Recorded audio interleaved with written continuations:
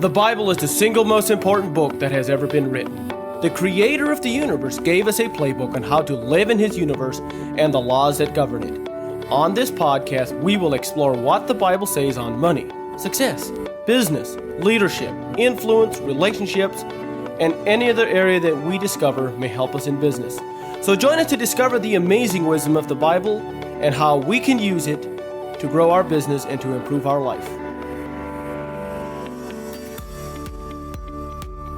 Today I want to talk a little bit about sowing and reaping, and I'm actually going to do a 4-part series on sowing and reaping. It basically boils down to I'm going to do kind of one for each season, and I'm going to basically do a 4-part series on sowing and reaping. As I said, I'll split them up in seasons, but I also might add other content that applies to not necessarily one specific season at a time.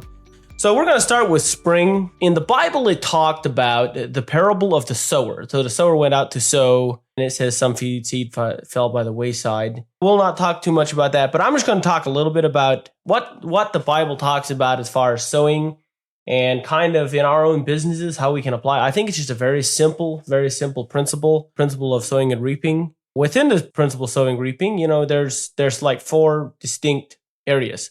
First off, it doesn't matter what business we're in. I think every business has their own seasons, and I think that we have to consider those seasons. But I will talk about those when I talk about the episode on winter. How do we look in our business? How does the spring of sowing and reaping apply to our business? It's a biblical thing about sowing and reaping. Basically, if you sow, you will reap, and so on and so forth. So I'm going to start talking about some things that we can equate to our businesses, things that we can get from the Bible. Number one, we have to have a certain sense of urgency. When we do something, that we don't waste time, that we get on it. I think that a farmer has a certain sense of urgency in the spring. If we use our business if we look at it as a farm, like it is basically a farm, we sow, we reap. And if we want to reap a large crop, we're going to have to get out there in the spring. We're going to have a little bit of urgency. And I'm going to cover a couple Bible verses. And I'm just going to talk about some of the obvious things. Number one, you got to be urgent in the spring. I think there's a lot of businesses out there that they need more urgency. It's just something that I found in businesses that, having an urgency, especially when your spring rolls around. And every business is different. Every business has their own seasons. But in my business, I kind of have a little sense of urgency about going out there and getting something done. Never leave tomorrow what you can finish today, things like that. I mean, within reason, obviously. But I think that we have to have a certain sense of urgency. Second of all, timing. We have to have a little bit of a sense of timing in our business. We got to know when time is to plant, when the time is to do marketing, for example. In my mind, sowing is like planting the seed. You got to plant the seed in the mind of your customer that you can help them. You got to maybe do contracts, you maybe do advertising. I don't know how it is that you sow in your business. How do you grow your business? What do you do there? So I think it is important that we understand timing. We have to till the ground. We have to prepare the soil. Sometimes we might need to do some brand recognition if we're going to be successful with our marketing. So tilling the ground, we till the ground, then we plant the ground, but we have to have timing along with that and a certain sense of urgency. The farmer, he's out there, he gets his fields planted as fast as he can. Once the weather's nice, you get that crop out as soon as possible because it can start growing. The sooner you can get it out, the sooner you can get it out of the field, and the less chance something will go wrong with it. Proverbs 20, verse 4.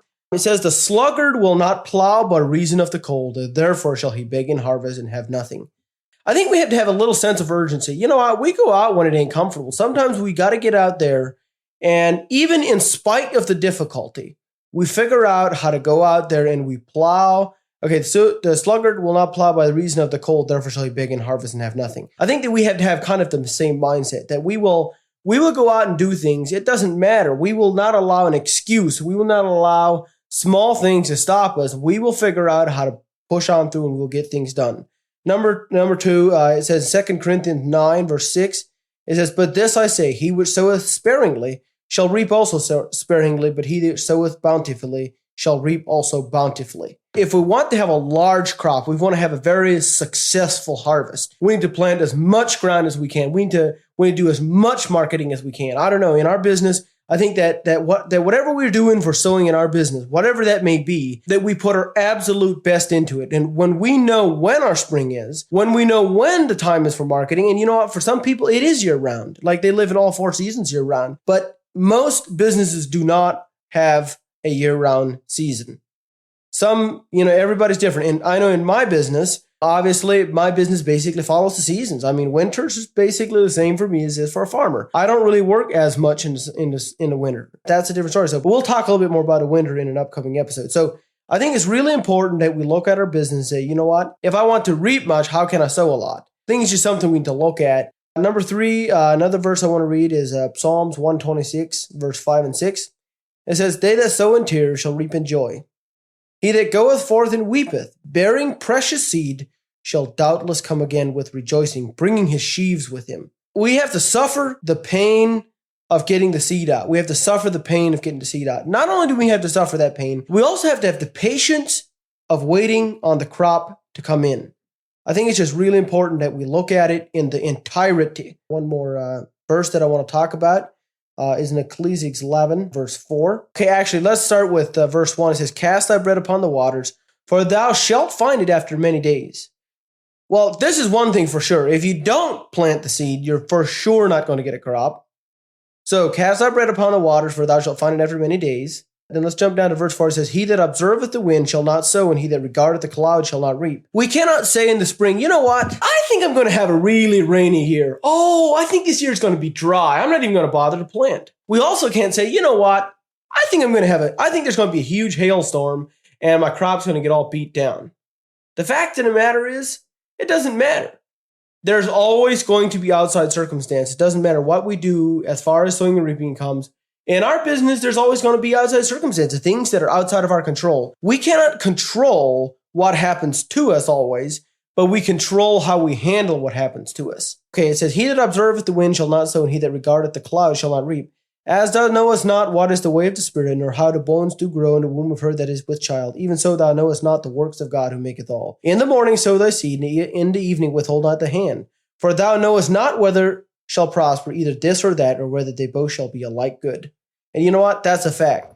We don't always know which seed is going to plant fruit. In my estimation, I've figured out that, you send out, I've done direct mail, I've done digital marketing, I've done all kinds of different stuff.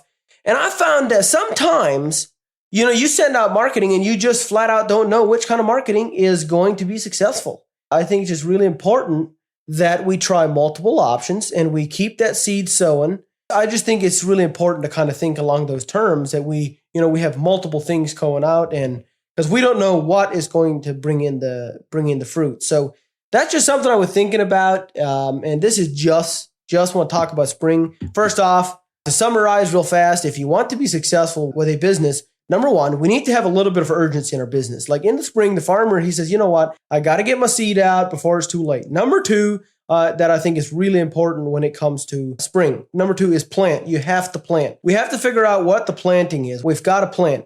Number 3, there's a timing, and all of our business have a certain timing that I think we have to be aware of. And number 4, we must till the ground. You got to know who your customer is. You got to prepare. You got to till the ground. And we can liken that to many things, but I think that we have to be very aware of our ideal customer, what they want, how we can serve them. And that's like tilling the ground. That's like preparing the ground so when your seed falls on, it's not going to be hard. You're not going to be wasting your money. The scriptures I used on this episode is Ecclesiastes 11:4, Ecclesiastes 11:6, Proverbs 20, verse 4, 2 Corinthians 9, Psalm 126, verse 4 and 5. That's just the basics on spring. And I'd love to hear your thoughts on it. If you got any comments or whatever, feel free to let us know.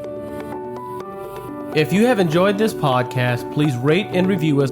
If you have suggestions or comments, or would like to have more information, visit jacobdlee.com. Thank you for listening.